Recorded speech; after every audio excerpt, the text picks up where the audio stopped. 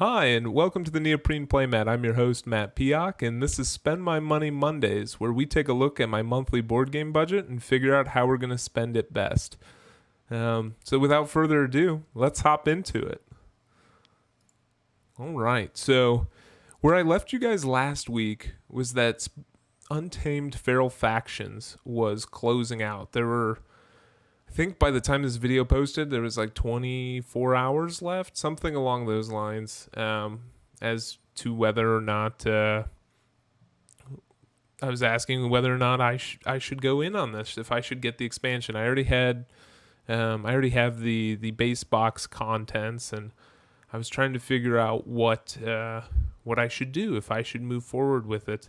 And I let the decision actually go to anyone that could convince me of what to do, right?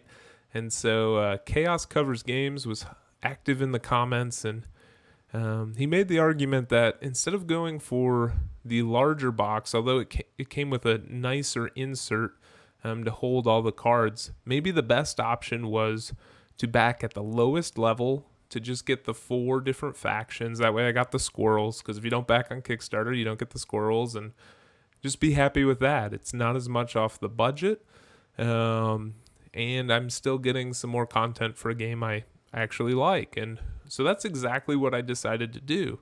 I spent the €9 on the game, €5 for shipping. They haven't collected shipping yet, but when I do these costs, I always factor that in right at the moment of purchase because I know it's coming. And so that's going to set me back another $18 for the month. And so if you remember, last month I was at 100, or at the beginning of the month I was at $108.29 because we had that $8.29 rollover from last month. And so and I talked about how I have some money wrapped up in Cosmic Frog, and we'll get into that in a bit, but essentially it's just going to be taking $18 off the top of that. So technically for this month I still have $90.29 remaining. So thanks for hopping in on that discussion, Chaos. I appreciate it, and I'm excited for these factions to deliver whenever that is. I think it's supposed to be like next August or something. So we'll see. They delivered the original one. I think they only had a 4 or 5 month timeline on the Kickstarter, and they delivered it. I think it was only 2 weeks late. So hopefully we hit around that August date, but they definitely have more to manufacture here than they did in the original one. All right. That said, I did mention Cosmic Frog and how I had some money wrapped up in it, and so I started doing some digging, trying to figure out when this thing was actually coming out. It's helpful to my budget, as you know, with the $100 a month, to know when things are coming out so I can plan accordingly. In this case, Jim Felly, the designer of the game, and he's also the publisher of, I think it's Devious Weasel Games. He posted on here that he had the update. This was September 10th, so I was a little slow in finding this, but decided it would be a good idea to look into it. And so essentially, as of right now, he hasn't released any updates to change any of these dates, so I imagine these are still the case. His main warehouse is in Detroit, and that's where most of the shipping is going to be going from. So we can expect it to arrive to Detroit in October on the 21st here. And then he's saying if you're living in the U.S., from that door in Detroit to your door, it should take 7 days. So October 28th is what he's expecting.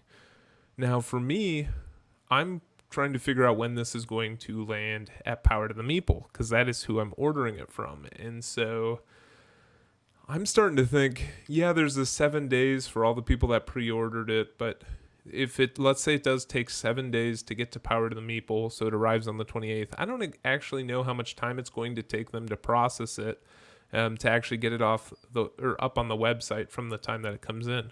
Maybe it's a really quick process and it'll go up right on that 28th or 29th. But I'm thinking it might, last till November 1st, which means I can take a look at my budget as though this isn't subtracted from it yet. That might get pushed into November. Now, this is important because if you remember, I'm also looking to back Townsfolk Tussle, which is coming out on the 20th. So I'm keeping all these options in the air, but I'll tell you what, October is becoming a super, super difficult month. I just keep hearing things. First thing I want to bring up, I'm doubting this is an October release, but there's no clear message as to when it's the date that it's coming out, and that's ISS Vanguard by Awaken Realms. So this is a 1 to 4 player co-op, and it's in the sci-fi space. It almost looks like Destiny, in my opinion. If you've ever played that video game, you got all these like armored suits that the people are wearing, and they're going to be launching it on GameFound instead of Kickstarter. GameFound, the pledge managing system, is moving to a crowdfunding platform. I shouldn't say moving. They're still offering the pledge manager, but they're also going to be offering a board game specific crowdfunding platform. And they will integrate their pledge manager into that. This is going to be the first game that's launched on it. And I did say this was by Awaken Realms, and what's interesting is GameFound is also owned by Awaken Realms, but the platform will be open for anybody to use. So it's not publisher specific in the way that Pulse, if you're following Hero Quest, is for Hasbro, right? Pulse only posts Hasbro products. This GameFound, when it becomes crowdfunding, I did a video on it a little while back. There's more information out on it now than when I did the video, but essentially anybody will be able to post on it. And so I'm really excited about this one. The minis look great as always from Awaken Realms. I don't exactly know how this all works. It almost looks like there's a booklet with sleeves, and you're going to be taking cards in and out of here. And then here's the minis I was talking about. They just look super cool. The universe as a whole just looks really intriguing to me. There's a lot of different science fiction things that I get pulled into, and a bunch of dudes wearing space armor is definitely one of them. So I thought this looks really cool. Here's the cast of characters. They all look pretty unique, pretty sci-fi. Great art as always. Don't expect anything less when you go to Awaken Realms. There's going to be a book here for, I believe these are campaigns. Here's like the player boards with your different characters on them and your ship. So that looks really cool. And then there's some form of dice placement, which I tend to like. And so I'm just waiting to see what this one's all about. I love co-ops. You hear me talk about them all the time. So art's intriguing. It's being put out by a good publisher. And yeah, it's on my radar. It's something I'm definitely looking into. I'm wondering what the cost is going to be. They did mention on here that if you are a registered member of GameFound prior to launch, you will get a free $5 credit when backing. So I've been registered for GameFound for a little while now, so that's nothing I have to go and do. But if you're interested in this game, I would definitely do that. And maybe if the game's not something you like, at least you get that. You'll get that discount if you do like it, and if not, who cares? It's just one registration for a pledge manager that's used on plenty of Kickstarters, so it's not like it's a waste of your time. All right, then. Another game that's been on my eyes is this Freedom 5. This was originally supposed to come out in September, I believe September 8th, but they pushed it back to October 20th, which is the same date Townsfolk Tussle is coming out. And that makes me a little sad, because Sentinels of the Multiverse is a game that I have played the mess out of. Right now I'm missing one of the big box expansions, the most recent one, Oblivion. But I have almost all of the small expansions. I have all the other 2 or 3 big box expansions. And so I like Sentinels of the Multiverse a lot. And then this is combining that universe with Defenders of the Realm, which, if you haven't heard of Defenders of the Realm, it's kind of a fantasy take on Pandemic.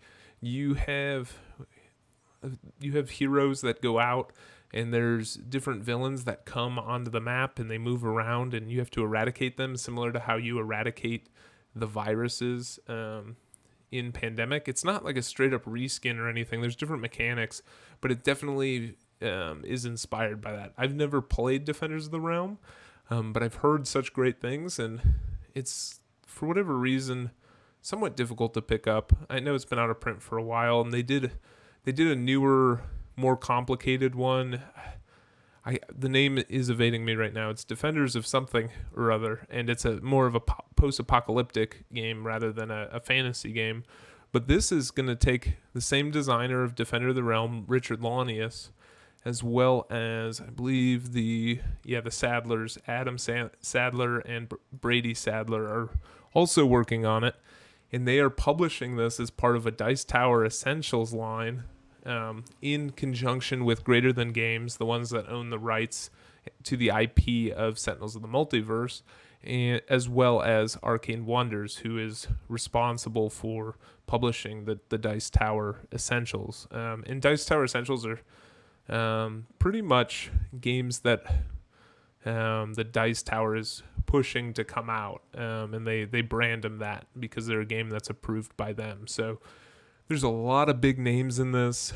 The Sentinels of the Multiverse IP is fantastic. If you're not familiar with it, it's kind of its own comic book series. They have an RPG on it. The original co-op game was a card game. I believe it dates back to 2011, something like that. And they've released expansion upon expansion for this game. It's one of the only games that I just continually got expansions for because we played it so much. It doesn't get as much play now, but every once in a while, a couple friends of mine that have played it for years will pull it out and we'll make a new scenario and all of that. And there's not scenarios included, but we have kind of customized the rules. We usually play two-handed, so we have two heroes and all sorts of different things. Anyway, it's a good time. If this was coming out any other month, it would be an instant back for me. But October is loaded, and I'm gonna go into some other ones. I'm sure the game too. It's gonna come out at a heftier price tag. There are miniatures in it. It's gonna be a big deluxe edition, I imagine. And so my guess right now is after shipping, you're gonna be somewhere from $75 to $100 to $120 into this one. I have no sources saying that. That's just my gut. We'll have to see what happens in 9 days when it gets posted. But I'm thinking probably with shipping, it's going to be right around that $80 to $100 range. But I could be wrong. I would love to be wrong, but we'll see. And given the publishers that are putting this out, I'm sure it'll go to retail afterward. Sure, I won't get all the Kickstarter extra stuff, but at least it's something I'll be able to pick up in the future. I don't think this is going to be a super small limited print run that if you miss out, you're just done for. So that's definitely something to keep your eyes on and something I'll be watching. All right, another game. I stumbled on this just like 3 days ago, Gun and Gun. And then they have an expansion coming with it called Overheat. This is a head-to-head dueling game, essentially. If you don't know, I'm really big into this style of game. I buy way too many of them and then end up never getting into them as much as I probably should. But that said, I always love checking out new systems. I like seeing how new people bring something interesting to the genre. And this one, the artwork really captured my eyes. It's cyberpunk, it's post-apocalyptic. Those two things are some of my favorite themes from a more generic theme stance. But that said, you're picking a character, and all of the characters are female in this, which I think is super cool. I think we have way too many games where the only people you can pick are men, and so it's cool that there's some games coming out where it's just women characters. And you will be selecting 2 guns, and each gun will have a deck, and all of the guns work somewhat differently. And you'll see a setup here. So this is, I think that's Ronnie or Ram. I don't know. It's hard to see with this distance. Let me see if I can. Anyway, it doesn't matter what the character's name is. We have her. She's got these 2 guns here. Here's the 2 decks that she's going to be drawing from. And at the end of every round, you draw back until you have your character's hand size. So every character is different, so it's asymmetric in that way. And you'll draw from either one of these decks, but not from both. And from there, on your turn, you're loading these guns with bullets. The more bullets they have, the more cool stuff they'll do when they fire off. If you can play any card face down as a bullet to load as just one bullet with no special ability, or if you have a gun or a card that's attributed to the gun you're loading with that ammo, you can decide to play it face up, and it'll give that bullet or that shot a special ability. Some of these will cost, I don't know if they call it energy or what they call it, but they all have a cost, and that is when you essentially it's, I think it's energy or volts. It's volts is what it is. You're going to have this volt pile of discarded cards that's piling up. You're going to be able to remove those to then play those cards down. And so the more powerful stuff, you're going to end up draining a lot of your voltage. The whole system looks really interesting. The gameplay in general looks really cool. I'm going to try and get on Tabletopia and play it a couple times because, once again, I'm always lured into these 2-player head-to-head things, so I got to see if it's something I really enjoy. I did watch some of these videos and some of the playthroughs, and it does look exciting. It looks like something that I'd be into. We're working up the stretch goals here, it looks like, and here's, with this expansion, you're going to get 2 additional characters that come with it as well. I believe these are the 4 that come in the base set, and then you get these 2 on top of that. And then in the base game, you get, I believe, 6 guns. It's these 6, and they add these 3 with that expansion, and then you get all these cards. And so for the base game plus the expansion, it's $30, and then they have the collector's edition, which is $90, which, as you already know, this is out of my budget. This isn't something I'm going to get. I'm probably going to go with this $30 pledge if I decide to go in on it. If you have any thoughts on that, please let me know below. But essentially, this $90 collector edition, there are some things that I like that it comes with and some things that I just don't care for. So obviously the game and the expansion, good stuff there. They come with foil versions of all of the specific player powers. They each have 3 powers that you get to pick one of those before entering the game, and that will, when you trigger that, it'll do something really fancy once throughout the game, with, I think, one exception. There's a card that flips over back and forth so you can keep using it, but beyond that, all this is those in foil. I don't really care that much about that. It's not a big thing for me. It comes with this giant gun, which I don't really need the giant gun. Like, I guess it's cool, but it's more of a collector's item than it is an actual gameplay component or like an upgrade or deluxification of a component. In my opinion, I don't need this just giant gun sitting on the table. I'm fine with the oversized cards that they already give you. The playmat. Now, I'm all about neoprene playmats, as you can probably imagine, given the title of this channel. But it's only set up for 1 player, and if I'm going to be playing with people, I don't want to be the dude that's rolling this mat out just for myself and then letting them play without a mat. It just, and I don't want to buy 2. They're $20 each. That's $40 for neoprene playmats for 1 card game. I have a bunch of neoprene playmats. I don't know that I need one that's specific, although the art is sweet. Look at this. She's like flipping over backwards. She got these 2 guns. Like, I love this. I don't love anime in every setting, but for this, totally works. Love it. So I'm a little depressed that I won't be getting that, but at the same time, I'm not, because I need to buy 2, and there's only one artwork too, so it's not like I could get a bundle with two of these with, different artwork on them. So I'm kind of mixed on that. And then this box is actually really cool. It's a long storage box. They're going to be pumping out expansion after expansion for this, and these are like the only style of games I'm like all about expansions, because it adds to the replayability, it adds to the asymmetry, it just makes things different and unique. And so I'm, considering that, I think that box looks really great.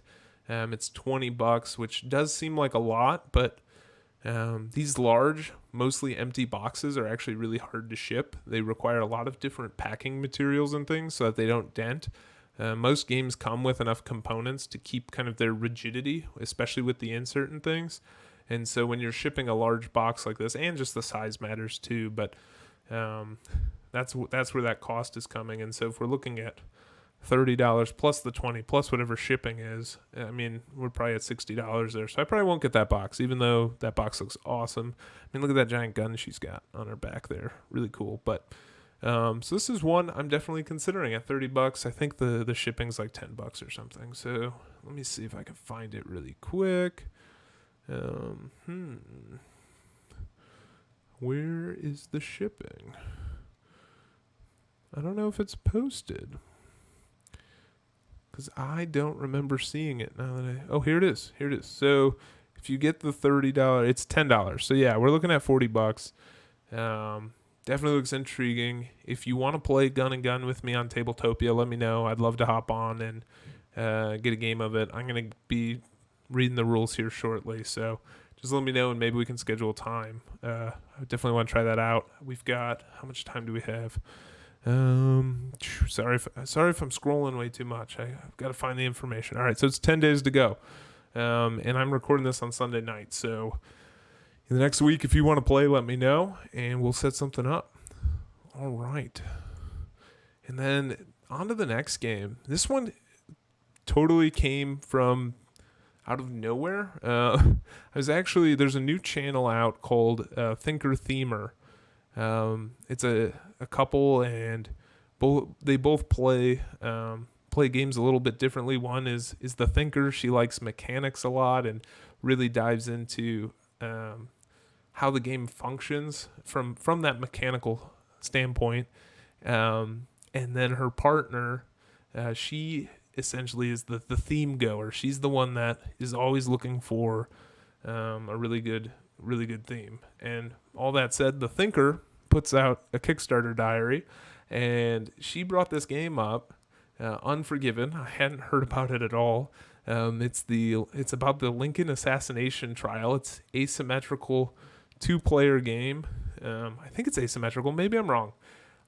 Honestly, I haven't done a huge read into this, but what I've heard has been interesting to me. Essentially, there's a jury. It's an old court, and where are the comparisons? I got to get to the comparisons. Okay, here's all the testimonials. And Brawlin Brothers, I don't know if this was Brandon that said this, but could be the other one whose name is eluding me right now. But it says, Unforgiven is my new favorite 2-player game, unseating 7 Wonders Duel from that honor. Why? Gameplay and rules are easy to teach and learn. Gameplay is highly thematic and engaging. Theme is so unique, and it's simply fun. Don't even think, just do. If I had to pick a new 2-player game to purchase, it's hands down Unforgiven. That is a testimonial, my friends. Some of these testimonials can be really vague. Some of them are, they say, oh, this was a nice game with an interesting theme. This is just like straight up saying, this game's awesome. Go check it out. And they highlight the fact that it's fun. It's weird. A lot of testimonials don't talk about whether or not the game is fun. And so I read that. I know Brandon a little bit over at Brawlin Brothers, and I respect his opinion. I listen to their podcast all the time, and the theme looks really interesting. I don't have anything that's on Abe Lincoln at all, especially not on the trial of his assassination. So just looks super intriguing. I need to read more on it. I just wanted to bring this up. I literally just saw it, I think, yesterday, and so I haven't read anything on it yet, but it looked interesting. So I had to bring it up, had to talk about it. It's got 19 days to go. I think the big thing that was slowing me down was the cost, if I remember correctly, because it was going to be an instant back. So the core box, $29. It doesn't seem bad.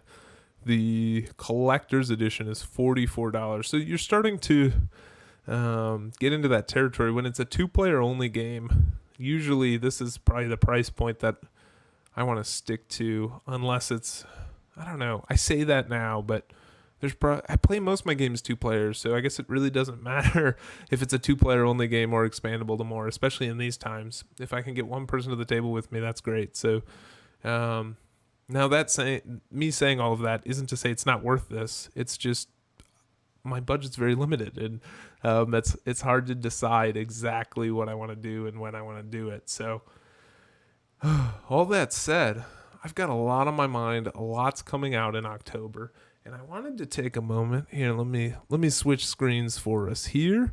Yeah, I wanted to take a moment to ask you guys something. It seems like there are tons and tons of games coming out in October through Kickstarter and just announcements about games.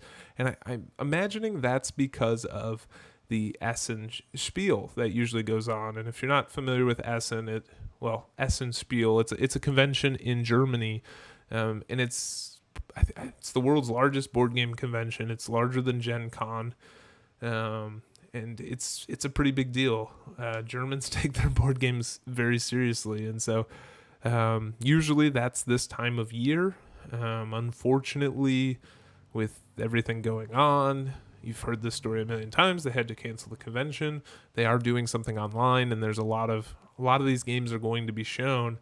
But I wanted to ask you, do you think all of these games are being shown or are coming out to the market because they want to be around the time of Essen? Or do you think that maybe this is from COVID? These were a lot of games that were planned in the summer or in the spring even that got pushed back because of kind of the pandemic. What are your thoughts? And on top of that, is it a good thing for all these board games to be released at the same time? I know for me, I have a fixed budget and I only spend so much money every month on board games, and so when the market is crowded and there's tons out there, all at one time, I miss out on stuff, and that's kind of a bummer. At the same time, though, there's probably a lot of eyes on the board games coming out during Essen. People that aren't in it always as much as me, reading different blog posts and watching a ton of YouTube, and so I wonder: do you think this is a better model to essentially get money from consumers to because people save up for these conventions? People will save $400, $500, maybe $1,000 so that when they go to the convention they can buy all the new cool stuff that comes out, and they probably have that money sitting around now because of convention season kind of just being canceled in general, or do you think this is just kind of the circumstances and that publishers would probably make more money if they spaced out their releases? I'm really interested to know.